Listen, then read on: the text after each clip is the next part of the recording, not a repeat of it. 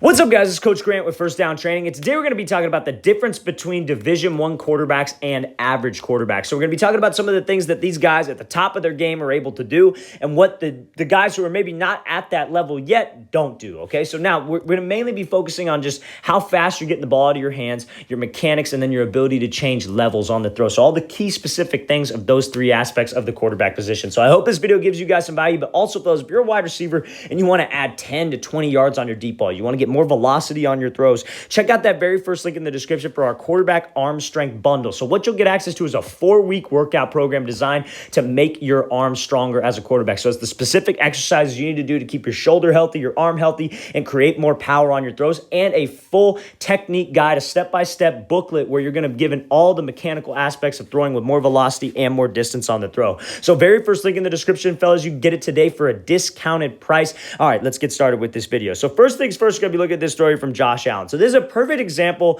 of like windows, right? So there's two different angles that we're going to look at this. So when he lets this thing fly, you see how tight of a window this is. You can kind of see it at the very end, but you see how there's two defenders shooting by right here. So the thing about this throwing lane is that we can't waste any time back here. So anybody who's making that jump from high school to college, right? Whether you're in high school and you're making a jump to even JUCO ball, or whether you're in high school and you're making that jump to Division I ball, those windows to throw get smaller and smaller and smaller. And then you got that college to the NFL jump that everybody loves to talk about where the game gets faster. So how we do that as a quarterback is we want to eliminate all wasted motion. The whole point of mechanics, the whole point of training in general is to eliminate the stuff that we don't need, eliminate the wasted motion, eliminate the bad habits, because ultimately the goal is to get the ball out on time so I don't get my receiver killed, I don't throw a pick, and I don't get killed by a pass rush. That's it. That's pretty much all it is. So when Allen goes to throw here, the one thing I want you to see is how he hardly even moves this football. And the other angle we're going to take a look at will really showcase that. But when you're back in the pocket, fellas, you want to be loaded on this back leg 24/7. Your whole foot wants to be on the ground. You don't want to be on your tippy toes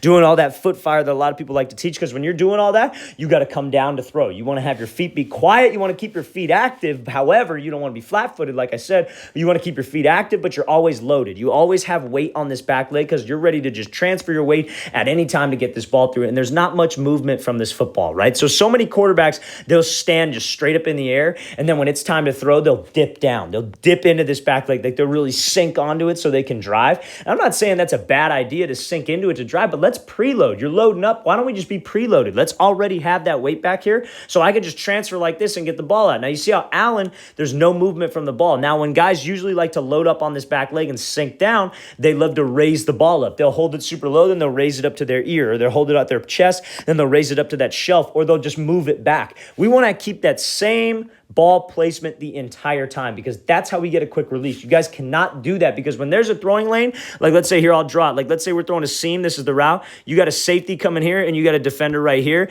I need to get it right there. And if I load up, this safety makes the play. That's just as simple as it gets, especially when you make that jump to the next level. So Division I guys don't have that. You watch guys, like my favorite thing to watch, like again, we could showcase it here, where it's just out of his hands. It's just a weight transfer that thing's right into that tight window. One of my favorite things to watch is like you watch 7-on-7 and like just like regular, like just like pylon tournaments or whatever it is, right? And you see quarterbacks and they're always loading the ball. They're always loading up. They're taking 8 hitches. And then when you watch those Elite 11 guys, when they're doing 7-on-7, those guys hold the ball at the same spot and they're going through progressions in one place, and it's just out of their hands. That's the difference, fellas, when it comes to playing in the pocket. And again, you see this from Josh Allen. There's no movement back here. It's just he's holding the ball. He's holding this right at his chest. Bam, it's out. And he's preloaded on the back leg. That's the main key, how you guys can get a quicker release, and that's one of the main differences from Division I guys, and then you got guys who are just at the average stage of their game, right? So that's the main thing. Get the ball out of my hands fast with no wasted motion, okay? So now we're looking at this throw from Russell Wilson. This is kind of just a fun throw to include here, but the main thing that I want to talk about is throwing with touch. So a lot of guys, like everybody is a quarterback, we all know you could throw fastballs. We all know that this 5-yard, 10-yard, 15-yard range, you guys could just absolutely rip it, and that's fine, and that's good. You want to be able to have that, but you got to be able to change levels. The guys who thrive at the next level are the guys who can throw a 1-ball, a 2-ball, a 3-ball, and then make those little finesse throws where it's like a 1.5, 2.5. That's the key right there, because not every single throw, you got to have some finesse to your game, right? This is going to be the range that you like. There are going to be certain throws where, like, let's let's say you're throwing a seam down the middle of the field, and let's say you got a linebacker right here who's just 2 steps in front of him. You can't throw this thing on a rope because we're going to overthrow it. You can't sail this thing way over the top because you got a safety right here. You got to put this thing just over that guy and just before the safety can make the play. That's called playing with finesse and having some touch to your game. And all that comes down to is just your mechanics, right? So that's what a lot of quarterbacks can't do. A lot of quarterbacks can't change levels because they have flawed mechanics. So the mechanics you want to be able to get is this backstroke right here. So everybody we see this from Russell Wilson, he's at this perfect opposite equal position. His front shoulder's closed. He's transferring his weight like we were kind of talking about, like he's just ready to drive this thing. And that hip drive and that opening of the front hip is what brings the football through. Now, his lower body mechanics, this is what a lot of guys don't understand. His lower body mechanics are the same on every single throw. The stride's the same. The weight transfer is the same. The only thing that changes is maybe the speed of the weight transfer and where his shoulders are arced. So you see when he goes back to throw some touch, what does his front shoulder do? It raises just a tad. But now he's still transferring his weight because that's what helps the nose of the football to turn over. But also he arcs that shoulder because to be able to throw with touch, you got to be able to change levels with your release point. And that comes from having a consistent front arm. So what a lot of guys like to do, and this is what prevents guys from transferring their weight, is they like to swing their front shoulder out. They like to have their front shoulder pointing behind them because they've been taught by some coach to really swing their front side. That limits the consistency of your release point because, again, if you're swinging way out this way, your release is going to fly, and then your hand comes under the ball, and you can't really change levels, and that puts a lot of stress on your shoulders. Or guys love to bring this elbow down to their hip and lean out of the throw. That'll make your release get pushed high and outside, and then that makes it really hard to change levels as well. But when you keep that front shoulder consistent and you finish square to the throw, like you should be able to draw a square with your shoulders and your hips, that allows your release point to be consistent because your body's split down a midline. And you see this commonly from guys who are Division I guys from average guys. Average guys have a very wild front side. They let their base get narrow when they're throwing with touch. Division I guys, they all have that consistent base. They all keep their shoulders back, and those elite level Division I guys can really change up that level and really change speeds on the ball. You got to be able to throw fastballs. You got to be able to throw the deep ball, like we were talking about at the very beginning of this video, improving your arm strength, and then you got to be able to make those finesse 2-ball throws where you're just dropping it right over a defender, okay? So this is clean as you can get with these mechanics right here, right? So let's watch the thing full speed one more time. Great job by Wilson dropping this thing right into the bucket. So the last thing I want to talk about here, and this is something that you got to be able to have to play at that next level, and this, I know this is just a practice warm-up throw here from Lawrence, but I think this is what makes him stand out amongst so many quarterbacks when he was in college, is this base right here, right? So this is something that, again, guys who are scouting you, especially in high school, man, there's so many guys who, they know what they're looking for, right? They've seen it before. They've seen some of the top guys. They've recruited some of the top guys in the world, so they know what to look for. Now, here's the harsh reality of it. Like, I wish it was just, okay, can he get the ball there and can he do it consistently, right? And that's pretty much what it comes down to,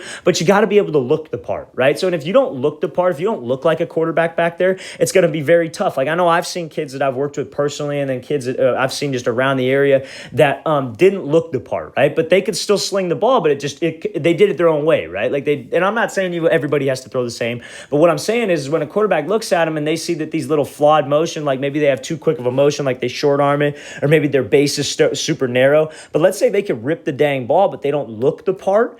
The coaches try to put them other way. They're like, hey, go play receiver. Hey, maybe you should play tight end. But then it's like it comes down to looking the part as well, especially when it comes to the recruiting scene, right? That's something that you can control. You control how you look mechanically. You can't control your height, right?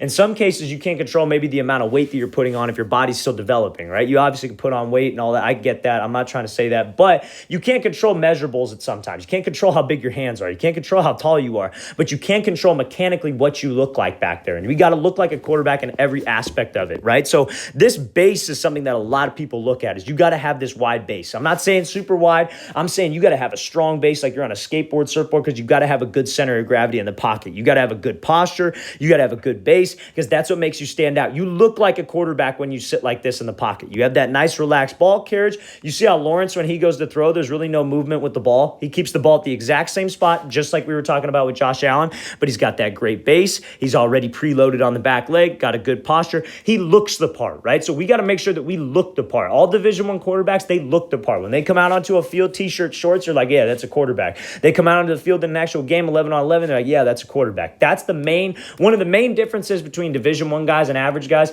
is that they look the part. They all have that smooth stroke when they take the ball back. They all get to that L. They all have that same hip drive. They all have the same weight transfer and that same quick release. Let's watch the thing again full speed. I know it's a practice throw, but again, it's always good to study these guys and what are the common things that the best guys in the world have. That's what we should be trying to apply to our game. All right, guys, we want to thank you for watching. I really appreciate it. If you guys have any questions at all, please feel free to leave those in the comments below. I'll get back to you as soon as possible. And again, fellas, if you're a quarterback, you want to get a stronger arm. You want to improve your arm strength in 4 weeks with our 4-week workout program and a booklet with all the specific aspects to improving your arm strength written down for you so you have as a reference point. Check out that very first link in the description, fellas. Hope you guys can check that out soon. I'll see you guys next time.